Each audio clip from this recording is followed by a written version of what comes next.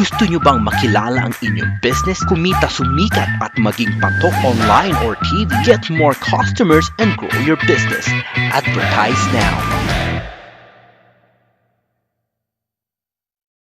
From the studios of Litter News Philippines, Errol Dakame of Camaong Asset.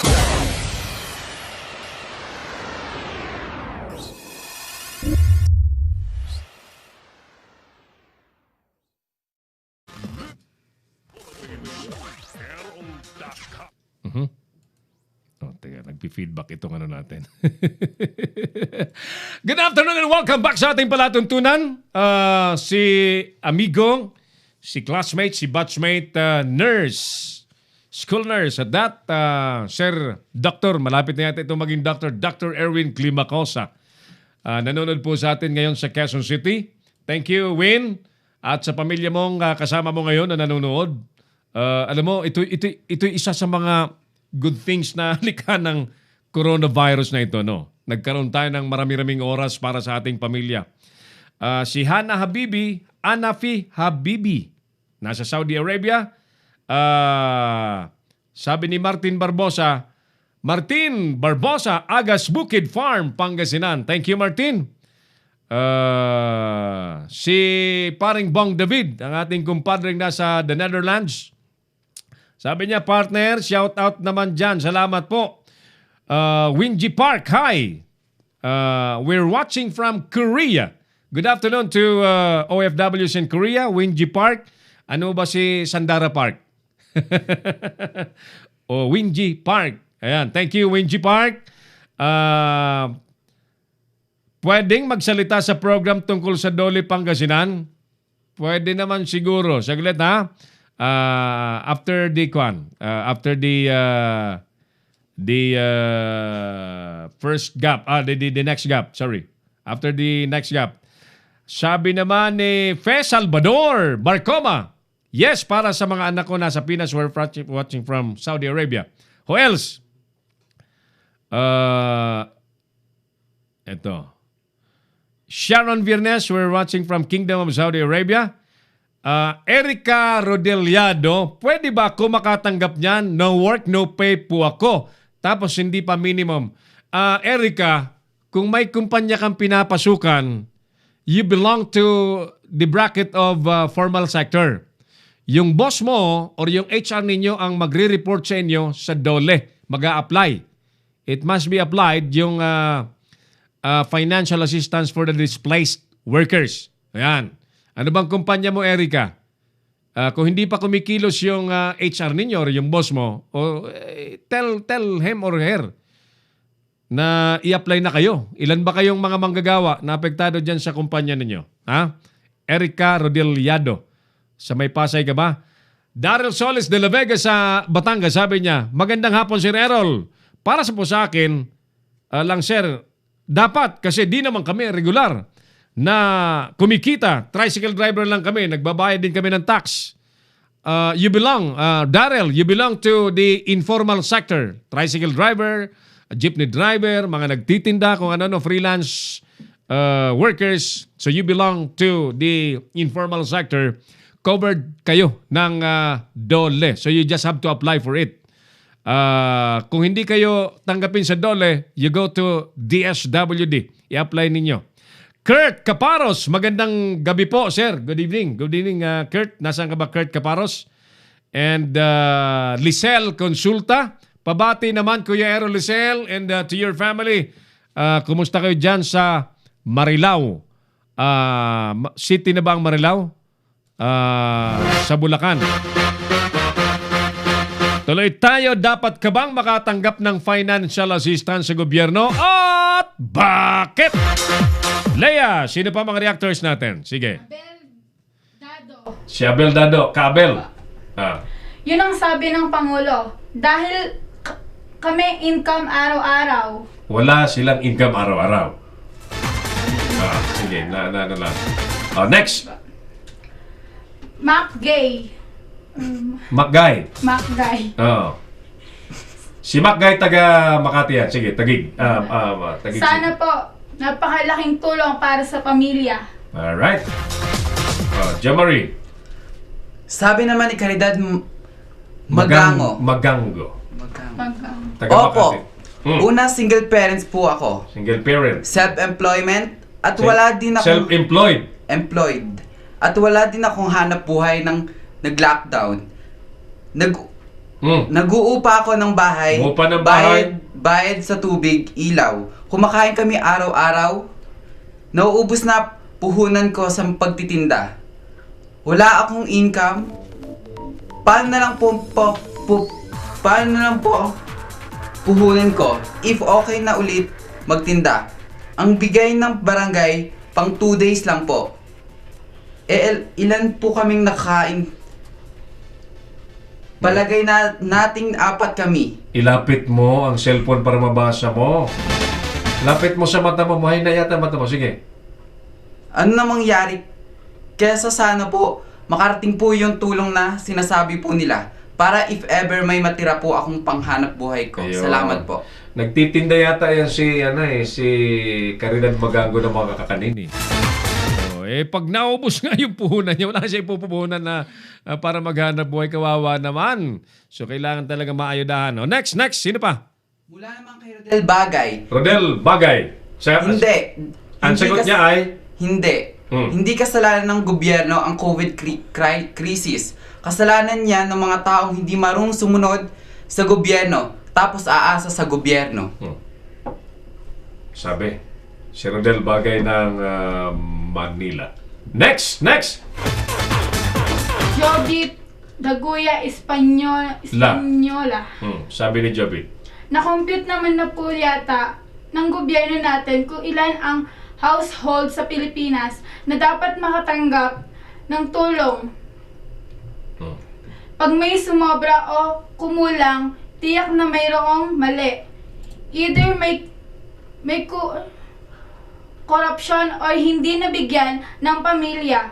Pero malamang, ang corruption normal na po yata yan sa bansang Pilipinas. Okay. Alex Sadia. Ano sabi? Big yes, taxpayer ako kaya na karapatan ko rin mabigyan mabigyan ako. Okay. Punta naman natin ito sa live video. Si Kurt Caparo, sabi niya, shoutout po sa lahat. Sana po matapos na itong problema na nangyayari po sa atin. Ingat po ang lahat. At ang mga malalayo po, ingatan po niyo, Lord. Thank you, Lord. So, sige, Kurt. Nasaan ka ba, Kurt, ngayon? Saan lugar ka, Kurt, ngayon? Ang ating survey question po ay, dapat ka ba makatanggap ng financial assistance? At bakit? Alam nyo kasi, ganitong tanong natin. Dahil out of 109, 500-something million population of the Philippines, ang sinasabi ng gobyerno, 18 million lang ang mabibigyan. But yesterday, the other night, nung magkaroon po ng TV appearance, on national TV ang Pangulo, binanggit niya na sinulatan daw siya ni Governor John Vic Rimulya ng Cavite, mentioning about the situation ng mga middle class people. Nga naman, doon sa definition ng tutulungan ng DSWD, ayun talagang mga mahirap lang kapag medyo may bahay ka at may gate kang maganda-ganda tatawagin ka ng middle class. So wala ka. Wala sa bilang ng DSWD. Unless you're a displaced worker or unless you're a freelance, ma-justify mo na freelance worker ka. But most of the people in the middle class, sabihin mo natin na nakapagtutus-tus pa for a while dahil may naitagong konti. Di ba? Karamihan sa mga middle class, konti lang na itatago. Maybe good for 1 month. On the next month, nganga na. Ngayon, di ba may binasa akong lead ng isang balita na pinapanukala po ni Congressman Joey Salceda ng Segundo Distrito ng Albay, bigyan daw ng 1,000 per middle class earner, 1,000 pesos. Ba, hindi naman po masama yun. Actually, ako may computation eh. Ako may simpleng mathematical computation. Kung gusto lang talagang bigyan natin lahat, mabibigyan lahat eh. Ang pinag-uusapan nating budget ay na-approve ng Congress, di ba? 275 billion pesos. Napakalaking pera po yan. I-divide mo sa 109 million Filipinos. Kung bibigyan natin individually, mabibigyan natin ng 1,800. Pero kung per household naman, ang average household members ng mga Pilipino ay 4-5. So, if we will divide 109 million divided by an average of 5 members, we will arrive at around 24 million family household. So lalabas mga kaibigan, kung gusto nating bigyan lahat yung 24 million na yon, lalabas kaya pong tigi 8 mil talaga. But that will be a one-time assistance. One-time assistance. Tigi 8 mil. 24 million. Household hanggang 27 million. Pwedeng tigpo 5,000 talaga. May calculator kayo dyan. O i-divide nyo. 109 million 500,000 something population divided by average members of a family household, mga ilagay nyong 5. Average. Kasi may pamilya na may 8, di ba? 8 ang anak. Meron namang 1 anak. May 2 anak. So i-average mo yan. Igitna mo 5. 5 lahat. So mararating mo ang mathematical computation sa dulo. Pwedeng bigyan lahat. Sa totoo lang. Pero ang sinasabi kagabi ng presidente, kulang ang pera. Honestly, pag na-extend talaga, kulang. Walang magsusobra talaga, kulang. Kulang talaga lahat. But you know, ako nagpapasalamat. Mula po Enero, Pebrero, nginangaw-ngaw na po natin dito na sana i-convene ang mga bright boys na Pinoy.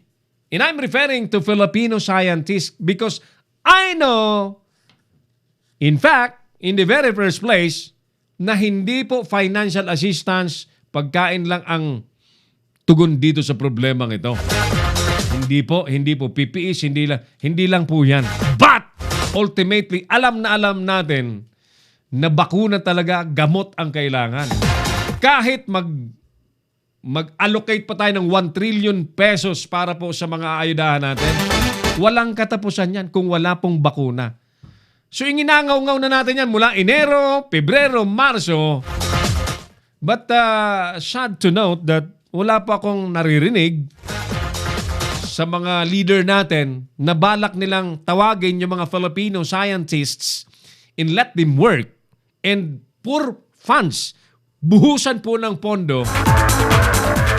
Kasabay po ng mga ayuda sa pagkain. Buhusan po ng pondo yung mga Filipino scientists so that they can work with urgency, maka-discover po sila ng bakuna.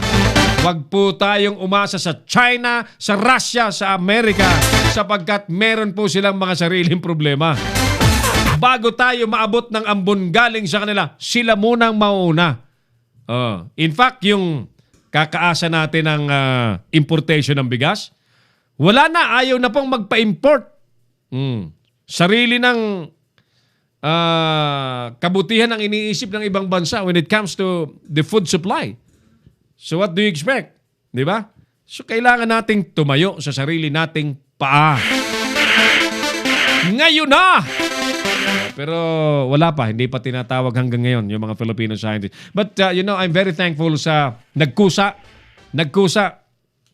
na UP scientists nakatuklas po ng testing kit na mas mura kung ima-mass produce kumpara po sa imported na gustong-gustong bilhin po ng mga nakaupo. 8,000 yung imported, yung Filipino made 1,800. Diyos ko po, ang layo-layo, di ba? So you imagine the benefit, the so much benefit kung gawang Pilipino po ang magagamit po natin. Alright, Nick, ilang minuto pa tayo sa ating program? Tingnan mo nga kung ilang minuto pa. Baka makasobra tayo. Pakilagay mo nga yung... okay. Uy! 1 minuto na lang! Ratsadahin mo yan na Jo Marie, mga reactors natin. Ikaw na ba? Sige, Jo Marie, sino-sino mga magre-react pa dyan? Sino? Mula kay Diosdado Vista. Si Diosdado Vista sa... Saan ba yan? Sa Itogon ba yan? Sige. Kung sa hirap ng buhay, kasali sana ako. Pero kung di man ako palari na makatanggap, okay lang. Siguro may mas mahirap pa ang buhay sa akin na dapat mas makatanggap. Importante lang, huwag tayo magkasakit. Biyaya na yun ng Diyos. Amen. Amen! Next! Mula kay Johnny Villamor. Lahat dapat dahil lahat apektado ng lockdown. Mga bis pinasara.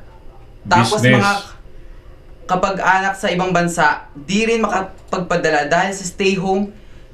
So wala source ngayon, sir. Last two! 25 seconds na lang. Rain Hanson. Rain Hanson! Kaklase ko yan. Na nasa... Saan ba sila? Sa US. Nasa US siya. Okay, sige. Ano sabi? Sana all kasi lahat affected ng lockdown. Bakit may hirap lang pinipili? Middle class are the hardworking citizen and taxpayer. If the lockdown continues, where are they going to get their resources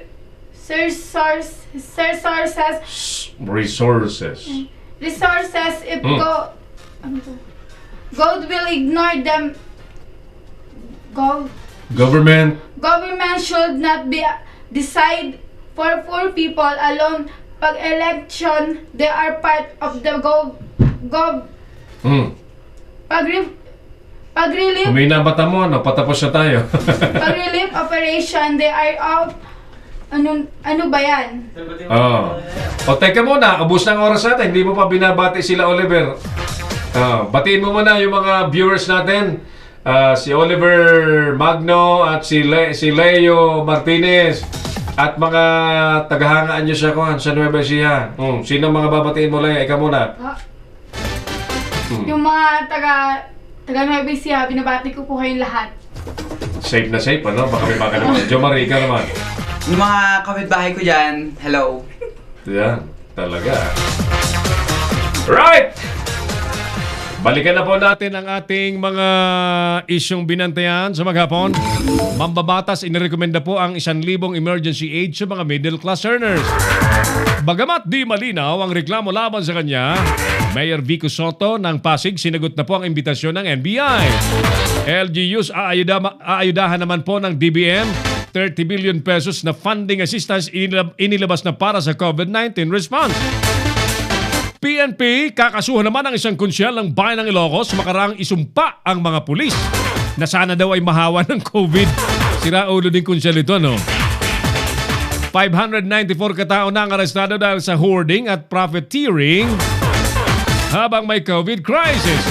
Bahagi naman ng kanilang sweldo iambag po ng mga opisyal at tauhan ng AFP sa medical supplies at equipment. Inflation rate sa bansa bumagal po sa buwan ng Marso.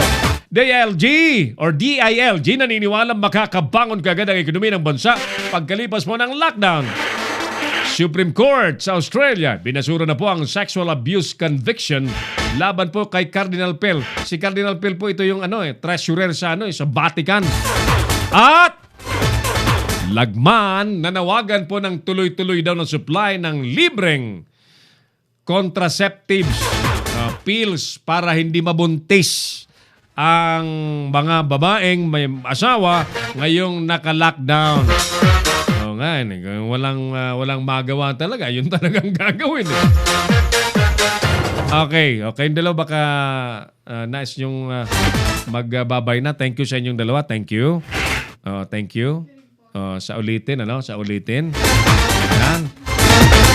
Okay, sa ating tanong, dapat ka ba makatanggap ng financial assistance ng gobyerno at bakit? Alam nyo, with this crisis, na flat ang ang comparison ng naging pare-parehas tayo.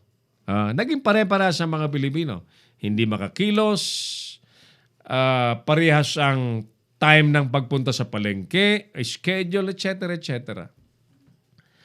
But, honestly, talagang magkakaiba ang bracket, status po ng kabuhayan. Merong hand to mouth, merong pag hindi ho nakalabas maghanap buhay, pagod sa maghapon, hindi ho kakain. Meron naman pong may naitabi, meron pong mayayaman talaga. Yung mayayaman yan, iilan lang po yan. Iilan po lang yan. Pero napakarami po ang talagang kailangang mayudahan. Sapagkat kung magugutom nga po naman ang mga naka-quarantine, what do you think? Normal sa isang tao na talagang maghahanap po ng pamatid gutom. Normal po ang magiging reaksyon. Lalabas po yan. So, the only way para makontrol po natin ang paglabas ng mga tao, talagang ayudahan. Naawa po ako sa ating presidente kagabi. Pumayat si Presidente Digong Pumayat po siya. Halatang stress na stress po ang ating presidente at namumroblema saan kukuha ng additional na pera kung tumagal po yung lockdown. Malaking problema talaga. So, let this be a lesson. Let this be a lesson na mga leader po kailangan mabilis talagang kumilos, especially in times of emergency. Pagka mga ganito, hindi po talaga pwede yung palinga-linga muna, gagaya lang sa iba. But then, mga kaibigan, still, pasalamat po tayo sa Pilipinas ay minimal pa rin ang kaso kumpara po sa iba. Kumpara pa rin po sa iba. So, what can I say right now? Of course, mananawagan pa rin po tayo na stay home. Sa mga may kakayanan pong tumulong, mga kaibigan, ang programa pong ito nananawagan, sumali po kayo, tumulong po kayo, umayuda po tayo sa Bayanihan Fundraising ng Kamaong Asero sa Leader ng Philippines. May 4 po tayong nag-pledge na. Hindi lang sinabi kung magkano. Kayo po, I'm inviting you. I'm dearly inviting everyone. Tumulong po tayo. Sabot po ng ating makakaya. Iabot po natin yan sa mga kapuspalad sa Bicol Region sa pamagitan po ng ating palatuntunan. Salamat po sa lahat pong sumabaybay sa ating programa. Thank you, thank you. Especially doon po sa mga nag-iisip na tumulong po through our program. Paalam na po tayo. Sa ngalan po ng ating co-pilot sa hapon pong ito, as usual, Broadcast Officer Earl Nico Dagame, under the supervision of our Creative Director Mark Anthony Reynoso and Operations Head Engineer Oliver Lico. Ako pa rin po ang inyong kamaong asero, si Errol Dagame. Maraming salamat. God bless, Pilipinas. Inyong napanood ang mga batas na banat ni Errol Dagame sa Kamaong Asero. Abangang muli dito sa Leader News Philippines.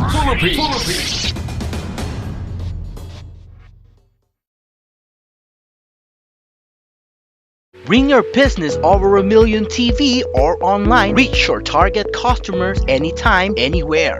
Your brand on TV or on the web. Get more customers and grow your business. Advertise now.